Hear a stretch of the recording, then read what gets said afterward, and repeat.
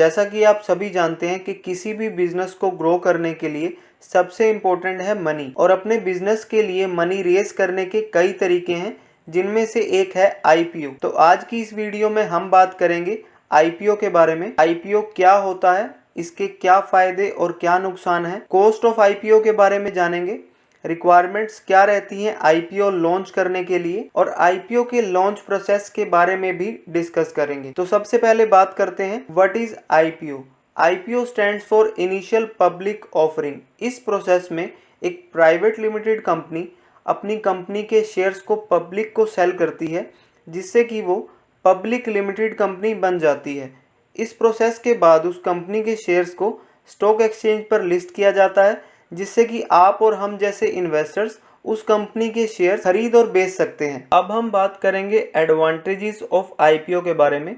वैसे तो आईपीओ के बहुत सारे फायदे हैं, पर सबसे बड़ा फायदा है कि आईपीओ लॉन्च करने के बाद आपकी कंपनी को पब्लिक द्वारा पैसा इन्वेस्ट किया जाएगा, जिससे आपकी कंपनी को ग्रो करने का मौका मिलेगा।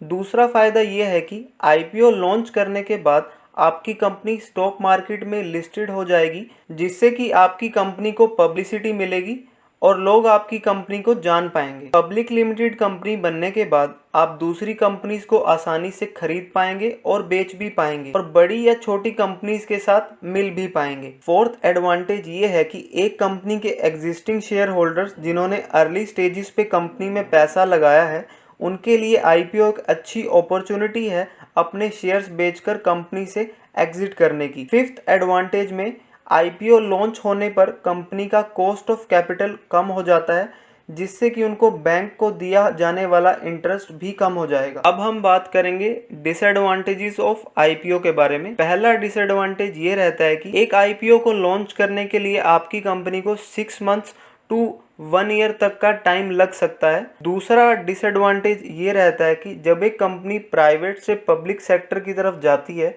उन्हें स्टॉक एक्सचेंज को हर क्वार्टर अपने फाइनेंशियल स्टेट्स की रिपोर्ट देनी होती है। स्टॉक एक्सचेंजेस स्ट्रिक्टली रेगुलेटेड होती हैं, जिससे कि यह प्रोसेस बहुत ही लंबा और मनी और टाइम कंज्यूमिंग हो जाता है। थर्ड डिसएडवांटेज ये है कि मार्केट प्रेशर्स। एक बार आपकी कंपनी अगर प्राइवेट से पब्लिक हो जाती है, तो उसके बाद आप फ्रीली डिसीजंस नहीं ले पाते, क्योंकि आपका हर डिसीजन पब्लिकली अनाउंस और एनालाइज होता है, जिससे कि आपके शेयर प्राइस पर अच्छा या बुरा असर होता है। आईपीओ का फोर्थ डिसएडवांटेज ये है कि आईपीओ लॉन्च करने के लिए कंपनी की इनिशियल इन्वेस्टमेंट काफ़ी हाई होती है, जिसमें से 5 to 7% अंडरराइटर्स की फीस होती है। माने जिस इन्वेस्टमेंट बैंक के थ्रू आपने आईपीओ अंडरराइट किया है, उसको आपको 5 to 7% ग्रॉस अमाउंट देनी होती है। इसके अलावा आपका legal fees, auditor fees and registration fees भी देनी होती है, जिसमें कंपनी का काफ़ी पैसा जाता है। अब हम बात करेंगे रिक्वायरमेंट ऑफ आईपीओ के बारे में। आईपीओ लॉन्च करने के लिए सबसे पहला रिक्वायरमेंट है कि आपकी कंपनी का नेट वर्थ 1 करोड़ या उससे ऊपर का होना चाहिए पिछले 3 साल या उससे ज़्यादा टाइम के लिए। दूसरा रिक्वायरमेंट है कि कंपनी के जो टेंजिबल एसेट्स हैं, जिन्हें हम फिक्स्ड एसेट्स भी कहते हैं, जैसा कि मशीनरी, लैंड, इन्वेंट्री, वो 3 करोड़ या उससे ऊपर के होने चाहिए पिछले 3 साल के लिए, जिसमें मॉनेटरी एसेट 50% से ज़्यादा नहीं होना चाहिए, जिनकी वैल्यू फिक्स्ड रहती है over a period of time.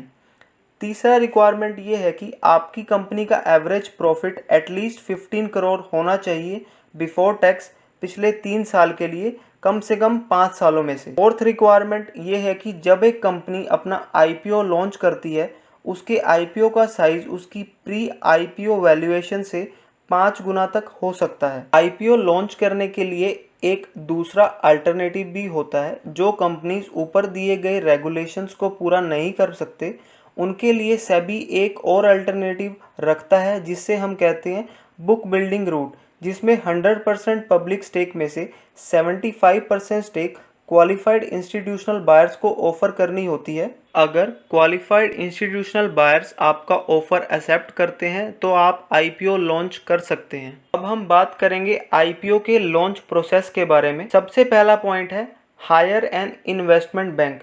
किसी भी कंपनी को अगर आईपीओ लॉन्च करना है तो उसे इन्वेस्टमेंट बैंक के पास जाना पड़ेगा। एक से ज़्यादा इन्वेस्टमेंट बैंक भी एक कंपनी के आईपीओ को लॉन्च कर सकते हैं। इन्वेस्टमेंट बैंक आपकी कंपनी की हर पॉसिबल इंफॉर्मेशन लेगा, जैसा कि कितनी अमाउंट कंपनी को रिक्वायर्ड है और कंपनी की करंट स्टेट क्या है, और उसे एनालाइज करेगा। इन सभी इंफॉर्मेशन को लेने के बाद एक एग्रीमेंट पर साइन किया जाएगा अंडरराइटर्स और कंपनी के बीच, जैसे कि कितनी मनी रेज होगी इस आईपीओ के प्रोसेस में, और इन्वेस्टमेंट बैंक अपनी सर्विसेज के लिए कंपनी को कितना चार्ज करेगा। कुछ केसेस में अंडरराइटर्स कंपनी से एक प्रॉमिस करता है कि वो एक particular percentage of share subscribe करेगा अगर पब्लिक के थ्रू उन शेयर्स को सब्सक्राइब नहीं किया गया तो। चलिए इसे एक एग्जांपल की तरह समझते हैं। एक कंपनी 1000 शेयर्स पब्लिक को इशू करने वाली है और एग्रीमेंट के हिसाब से underwriter 50% of the shares acquire करेगा शॉर्ट या लॉन्ग ड्यूरेशन के लिए अगर पब्लिक द्वारा उन शेयर्स को सब्सक्राइब नहीं किया गया। अंडरराइटर्स कंपनी को एक ड्राफ्ट प्रोस्पेक्टस बना के देगा। वो प्रोस्पेक्टस कंपनी इशू करेगी जब भी उन्हें आईपीओ लॉन्च करना है। एक प्रोस्पेक्टस में सभी रेलेवेंट इन्फॉर्मेशन होगी आईपीओ के बारे में। दूसरा स्टेप ये है कि जब एक ड्राफ्ट प्रोस्पेक्टस रेडी हो जाएगा और कंपनी उससे सेटिस्फाइड हो, तब उस प्रोस्पेक्टस को सेबी में भेजा जाता है रिव्यू करने के लिए। सेबी का फुल फॉर्म है securities and exchange board of India, जो इंडियन स्टॉक एक्सचेंज जैसे एनएससी और बीएससी को रेगुलेट करता है। आईपीओ लॉन्च करने से एटलीस्ट 30 दिन पहले एक कंपनी को सेबी में ड्राफ्ट प्रोस्पेक्टस भेजना होता है। ड्राफ्ट प्रोस्पेक्टस तभी भेजा जाता है जब कंपनी ने एटलीस्ट 50 लाख रुपीस रेज करने हो आईपीओ के थ्रू। सेबी आपके प्रोस्पेक्टस को रिव्यू करेगा और अगर सब कुछ उस ड्राफ्ट प्रोस्पेक्टस में सेबी के अनुसार है तो वो उस प्रोस्पेक्टस को पब्लिक रिव्यू के लिए अपनी साइट पर डालेगा। और अगर आपका ड्राफ्ट प्रोस्पेक्टस सेबी की गाइडलाइंस को मीट नहीं करता तो वो आपको 30 दिनों के अंदर उसे ठीक करके दोबारा सबमिट करने की सजेशन देगा। तीसरा स्टेप है आईपीओ के प्रोसेस में listing application to stock exchange. जब सेबी में आपका ड्राफ्ट प्रोस्पेक्टस सबमिट हो जाएगा, उसी टाइम पर आप अपनी कंपनी के शेयर्स को स्टॉक एक्सचेंज पर लिस्ट करने की एप्लीकेशन डाल सकते हैं। वैसे तो इंडिया में कुल मिलाकर 24 स्टॉक एक्सचेंज हैं, पर एनएससी और BSc most popular stock exchanges हैं इंडिया की। एनएससी पर लिस्ट होने के लिए आपकी कंपनी को 2 इम्पोर्टेंट कंडीशंस पूरी करनी होती हैं।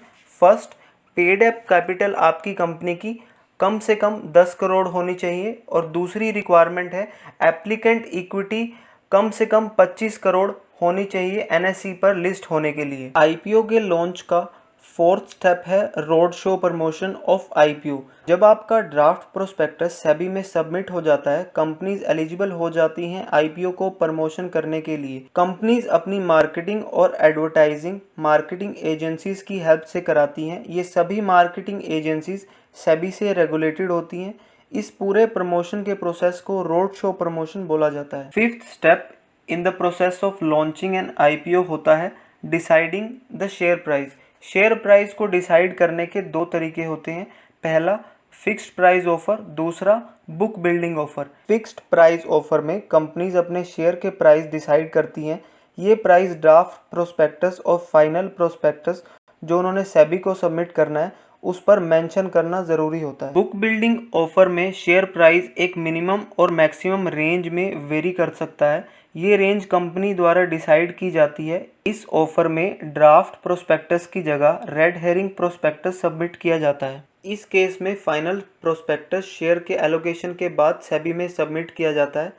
सिक्स्थ प्रोसेस है आईपीओ लॉन्चिंग। जो डेट आपने अपने प्रोस्पेक्टस में मेंशन की है उस दिन आईपीओ लाइव हो जाता है, जिस पे इन्वेस्टर्स शेयर्स के लिए अप्लाई कर सकते हैं। इन्वेस्टर्स को शेयर में अप्लाई करने के लिए 3 से 6 दिन का टाइम दिया जाता है। तो आई होप आपको आईपीओ के बारे में सारी रिक्वायर्ड इन्फॉर्मेशन मिल गई होगी। अगर आपको ये वीडियो अच्छा लगा तो लाइक का बटन प्रेस कीजिए, और अगर आप स्टॉक मार्केट और म्यूचुअल फंड से रिलेटेड और नॉलेज गेन करना चाहते हैं तो आप हमारा चैनल द वेल्थ सूत्रा को सब्सक्राइब कर सकते हैं।